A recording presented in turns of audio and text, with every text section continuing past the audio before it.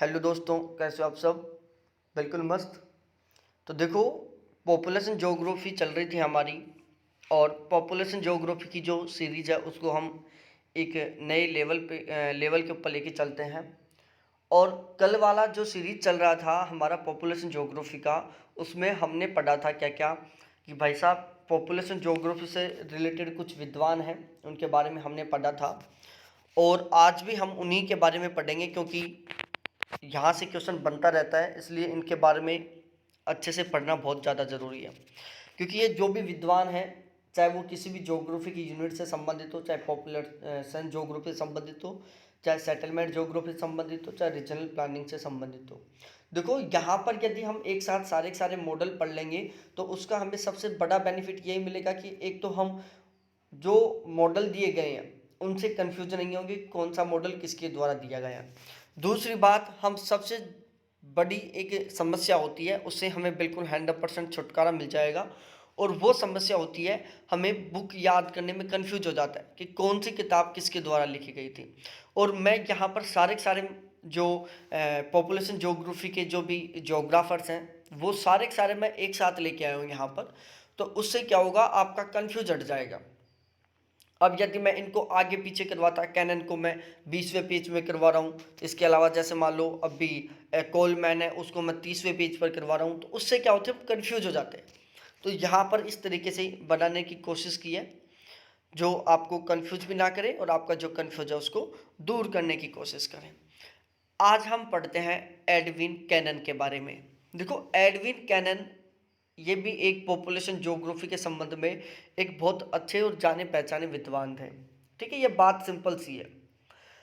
अब मैं बता दूं, पहले एक बार आप चैनल को सब्सक्राइब कर लो यदि नए हो तो। और यदि आपका ज्योग्राफी सब्जेक्ट में बहुत अच्छा स्कोर करने का टारगेट है, आप चाहते हो कि ज्योग्राफी में हमारा बहुत शानदार वाला स्कोर हो, तो भाई सीधी सीधी बात है, आप हमारा पेड बैच ले सकते हो। क्या लिख सकते हो? Paid batch. वो भी किसका? ज्योग्राफी का।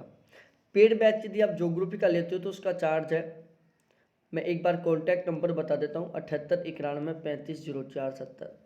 ये हमारे कॉन्टैक्ट नंबर हैं जिनके ऊपर आपको कॉन्टैक्ट करना पड़ेगा बैच लेने के लिए, 7891350470। ठीक है।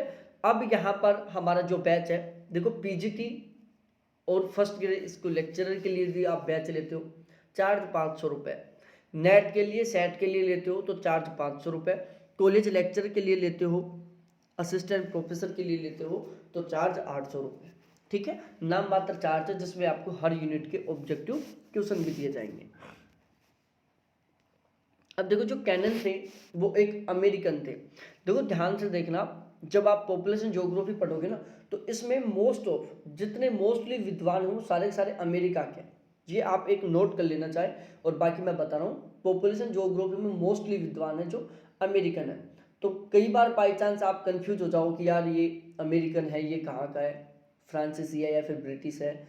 और यदि आपको ऐसा पता चल जाए कि यार ये पॉपुलेशन ज्योग्राफी से संबंधित है, तो भाई साहब जब क्वेश्चन गलत ही हो रहा है तो उस सिचुएशन में ये ध्यान रखना है कि यदि पॉपुलेशन ज्योग्राफी से संबंधित भूगोल भी होता है तो उसमें अमेरिका से मिलान कर देना। ठीक है, बाकी याद हो तो सबसे अच्छा है। देखो, एडविन कैनन के बारे में बताऊं, अमेरिकन थे और इन्होंने किताब छापी, और उस किताब का नाम था history of the theories of production and distribution. ठीक है, कैनन मोदे ने एक बुक छाप दी और उस किताब का नाम था history of the theories of production and distribution. इसके बाद देखो थोड़ा सा आगे चल के, अनुकूलतम जनसंख्या की संकल्पना। जो अनुकूलतम जनसंख्या की जो संकल्पना थी, जिसको हम इंग्लिश में बोलते हैं ऑप्टिमम पॉपुलेशन थ्योरी। क्या बोलते हैं? ऑप्टिमम पॉपुलेशन थ्योरी, अनुकूलतम जनसंख्या की संकल्पना। और जो ये ऑप्टिमम पॉपुलेशन थ्योरी है, जो अनुकूलतम जनसंख्या की संकल्पना है, ये किसके द्वारा दी गई थी? तो ये एडविन कैनन महोदय के द्वारा दी गई थी। किसके द्वारा? कैनन महोदय के द्वारा दी गई थी। अब ये संकल्पना है क्या? ये जो अनुकूलतम जनसंख्या की संकल्पना है, जिसको हम ऑप्टिमम पॉपुलेशन थ्योरी बोल रहे हैं, ये क्या है? तो भाई लोगों, मैं जब आगे इसको फुल डिटेल से पढ़ाऊंगा कि अनुकूलतम जो जनसंख्या की संकल्पना है, जिसको हम ऑप्टिमम पॉपुलेशन थ्योरी बोलते हैं, ये क्या है, ये मैं आगे बताऊंगा। एक बार हम यहाँ से ये जो मेन भूगोल होते हैं इनके बारे में पढ़ लेते हैं। अब देखो, जो कैनन महोदय थे, कैनन महोदय ने क्या किया, एक प्यारी सी डेफिनेशन दे दी, एक प्यारा सा कथन दे दिया, और ये कथन भी कई बार पेपर में वो पूछ लेता है, तो ये हमें याद रखना बहुत जरूरी है। इन्होंने क्या बात बोली कि किसी निश्चित क्षेत्र में, एक फिक्स एरिया की बात हुई है कि किसी निश्चित क्षेत्र में जनसंख्या व उपलब्ध संसाधनों जो लोगों का जीवन स्तर उच्च बनाए रखते हैं, इस संतुलन को अनुकूलतम जनसंख्या कहते हैं। ठीक है, अब मैं एक बार बता भी देता हूं आपको कि अनुकूलतम जनसंख्या ये तो थी किताबी लैंग्वेज में।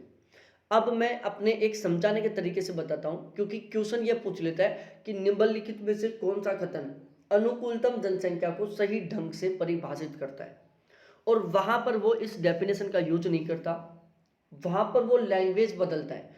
बात तो यही कहना चाहता है, लेकिन वो क्वेश्चन की लैंग्वेज, उस लाइन की लैंग्वेज कंप्लीट रूप से बदल देता है। तो देखो, अनुकूलतम जनसंख्या का मतलब होता है, मैं समझाता हूं आपको।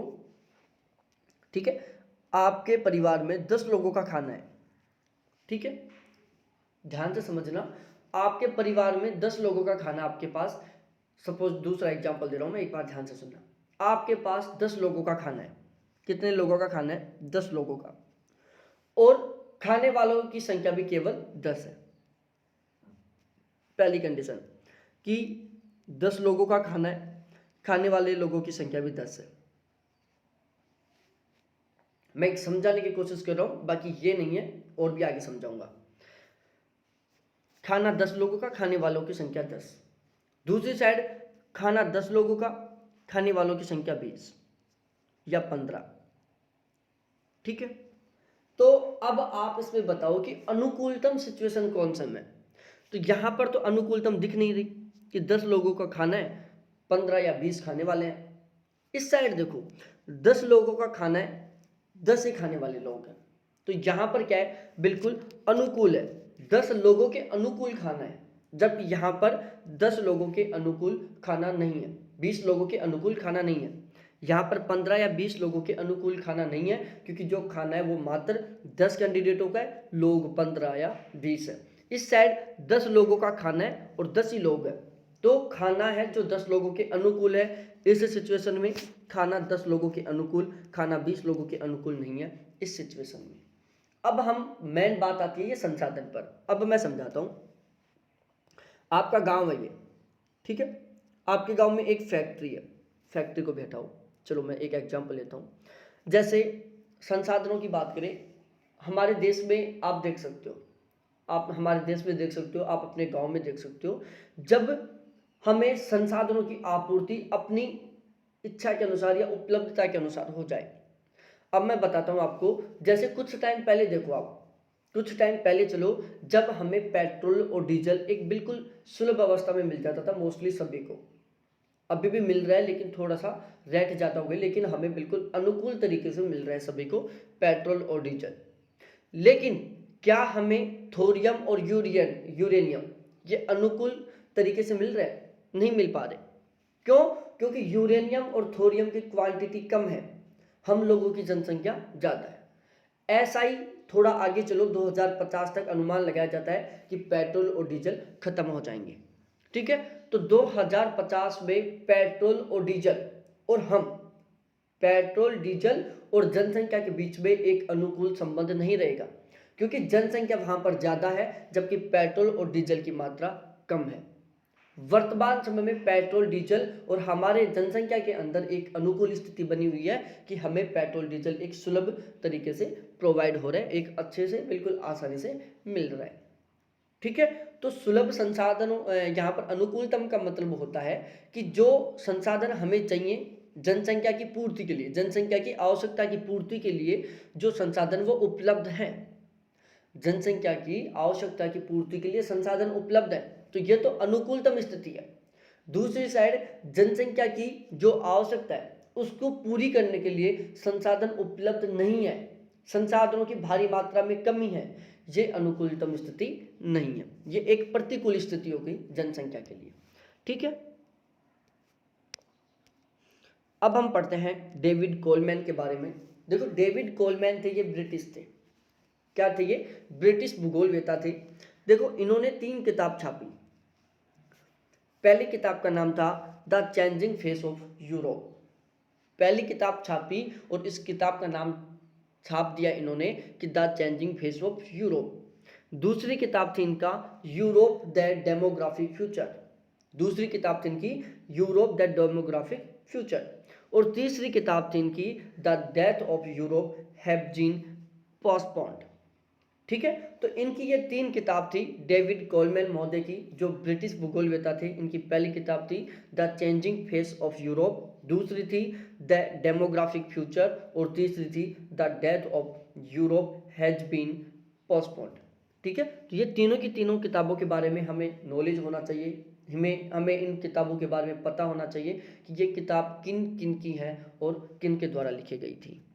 ठीक है, अब हम थोड़ा आगे बढ़ते हैं और हम जिफ महोदय के बारे में पढ़ते हैं। देखो, जिफ महोदय को आपने यदि थोड़ा सा पॉपुलेशन ज्योग्राफी पढ़ा है, कभी कोई पेपर सोल्व किया है, 2-3 पेपर, तो 2-3 पेपर यदि आपने सोल्व किया तो 100% उन पेपरों में आप जिफ महोदय का जिक्र जरूर सुने होंगे। क्यों? क्योंकि जिफ महोदय जो पॉपुलेशन ज्योग्राफी में एक बहुत ही फेमस भूगोलवेता बोल सकते हैं, जिनसे रिलेटेड क्वेश्चन हर बार पूछता रहता है। देखो, हम जी के जिफ महोदय के बारे में बात करें तो जी के जिफ महोदय भी अमेरिका के थे। ये तो फंडा ध्यान रख लो, पॉपुलेशन ज्योग्राफी से संबंधित मोस्टली भूगोलवेता अमेरिकन थे। ठीक है, अब इन्होंने भी किताब छापी भाई साहब, ये इनकी किताब है human behaviour and the principle of list effort. जो जी के जिफ महोदय थे, अमेरिकन थे, इन्होंने बुक छापी कि human behaviour and the principle of list effort. ये किताब किसकी थी? जिफ महोदय की थी। और जिफ महोदय ने क्या किया भाई साहब, प्रिंसिपल ऑफ लिस्ट एफर्ट जो ये किताब एक सिद्धांत दिया, जिफ महोदय ने क्या किया, एक सिद्धांत दिया। उस सिद्धांत के बारे में थोड़ा सा बता देता हूँ, बाकी आगे हम फुल डिटेल से पढ़ने वाले हैं। देखो, इस सिद्धांत को हिंदी में बात करें तो हिंदी में बोलते हैं इसको न्यूनतम प्रयास का सिद्धांत, और इंग्लिश में बोलते हैं प्रिंसिपल ऑफ लिस्ट एफर्ट। जो कब लिखी गई थी? 1949 में लिखी गई थी। कब लिखी गई थी? 1949 में लिखी गई थी। और इन्होंने इस जो ये सिद्धांत दिया था, इसमें इन्होंने एक बात बोली, बात ध्यान से सुनना, कि अधिक प्रवासी वहां जाते हैं जहां उनको न्यूनतम प्रयास करना पड़ता है, अर्थात प्रवास की मात्रा दूरी के विपरीत अनुपाती होती है। ठीक है, अब मैं समझाता हूं इस लाइन का मतलब। जिफ महोदय ने बताया कि लोग प्रवास करते हैं और अधिकांशतः लोग उस एरिया में प्रवास करते हैं जहां पर उनको कम प्रयास करना पड़े, कम मेहनत करनी पड़े।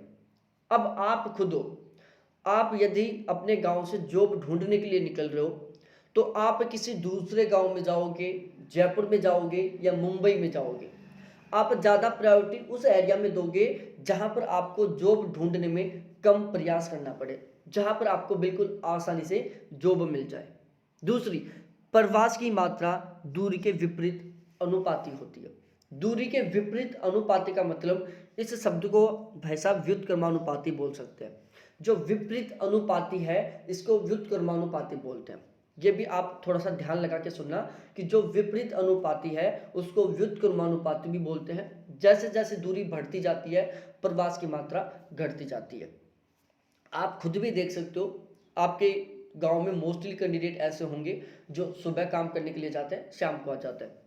कुछ लोग होंगे जो आपके आसपास के एरिया में काम कर रहे होंगे, फिर उनसे भी कम लोग होंगे जो आपके आसपास के एरिया से कहीं दूर भारत में, जैसे मुंबई, दिल्ली, इन जो मेन सिटी है यहाँ पर काम कर रहे होंगे। और शायद ही आपके गांव में कोई ऐसा कैंडिडेट होगा जो विदेशों में काम करने के लिए गया होगा। ठीक है, क्यों क्यों नहीं जा रहे लोग? भाई साहब, यहाँ पर इस लाइन का मतलब यही है कि कोई भी काम करने के लिए जाता है, यदि आप खुद भी काम करने के लिए जाते हो तो आपकी सोच पहले ये रहेगी कि यार मेरे को अपने आसपास के एरिया में, मेरे घर के बिल्कुल नज़दीक कोई अच्छा सा काम मिल जाए तो मैं यहाँ पर कर लूँगा, चाहे सैलरी थोड़ी कम मिल जाए, घर तो रहेंगे। ठीक है, तो जो प्रवास होता है वो दूरी के व्युत्क्रमानुपाती होता है। जैसे जैसे आपके घर से दूरी बढ़ती जाती है, जो प्रवास की मात्रा है वो कम होती जाती है। अब हम पढ़ देते हैं, एक कोल महोदय के बारे में और पढ़ेंगे, फिर आज हम ज़्यादा लंबी क्लास नहीं चलाएंगे। उसका कारण यह है क्योंकि मैं थोड़ा बिजी हूँ, इस वजह से आज कोई ज़्यादा इमरजेंसी काम है, इस वजह से मैं आज लंबी क्लास नहीं लेने वाला। एजे कोल महोदय के बारे में बात करें, और हाँ ध्यान से सुन लो मेरे प्यारे लाडलो, ज्योग्राफी के जो भी स्टूडेंट है कान लगा के सुन लो, मैं ज्योग्राफी के मॉडल पेपर लेके आ रहा हूँ। ज्योग्राफी के मॉडल पेपर बिल्कुल पेपर के according to syllabus, according to paper level, बहुत शानदार तरीके से तैयार किए जा रहे हैं मॉडल पेपर, आपके लिए बहुत ही लाभदायक रहेंगे। तो आप सभी के सभी मॉडल पेपर जरूर खरीदने की कोशिश करना, ठीक है। हम एजे कोल महोदय के बारे में बात करें तो ये भी अमेरिकन थे, इन्होंने 4 किताब छापी। तो मैं सोचा कि एजे कोल महोदय के बारे में सबसे ज़्यादा जरूरी है इनकी किताबों को याद करना। Population growth and economy development, दूसरी थी the geography of tropical Africa, तीसरी थी the population of the Soviet union, और चौथी थी the growth and structure of human population, ठीक है। तो जो एजे कोल महोदय थे, इनकी किताबों के बारे में बात की जाए तो इनकी टोटल 4 किताब थी।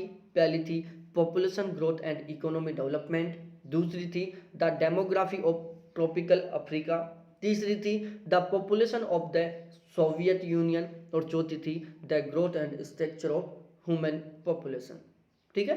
तो ये किताब थी 4 जो एजे कोल महोदय की थी। ज़्यादा फेमस भूगोलवेता नहीं है, ऐसा नहीं है कि हर बार इनकी किताब पेपर में पूछ रहे हैं। आपको याद नहीं हो रही तो छोड़ देना, कोई दिक्कत नहीं है, मैंने पढ़ा दिया। आप चाहते हो कि मैं कोई ऐसी गलती ना करूं जिसकी वजह से मेरा सिलेक्शन रुक जाए, आप छोटी छोटी गलतियां नहीं करना चाहते, आप 100% बहुत शानदार वाला स्कोर करना चाहते हो, तो फिर तो भाई साहब इनको भी आप याद करें, ठीक है। तो आज की हमारी क्लास का एंड यहीं पर होता है। मैं बाहर जा रहा हूँ आज कोई काम से, तो उसका सबसे बड़ा कारण वही है कि क्योंकि मैं ज्योग्राफी के मॉडल पेपर बना रहा हूँ, तो मेरा एक एप्लीकेशन बन रहा है, तो एप्लीकेशन के रिगार्डिंग मैं कोई काम से बाहर जा रहा हूँ, ठीक है। और जल्द ही एप्लीकेशन आ जाएगा नेट के फर्स्ट पेपर के लिए, कॉलेज लेक्चर के जीएस के पेपर के लिए, ज्योग्राफी के पेपर के लिए, ठीक है। तो बहुत बहुत धन्यवाद आप सभी को, थैंक्स मेरे प्यारे दोस्तों देखने के लिए, बाय।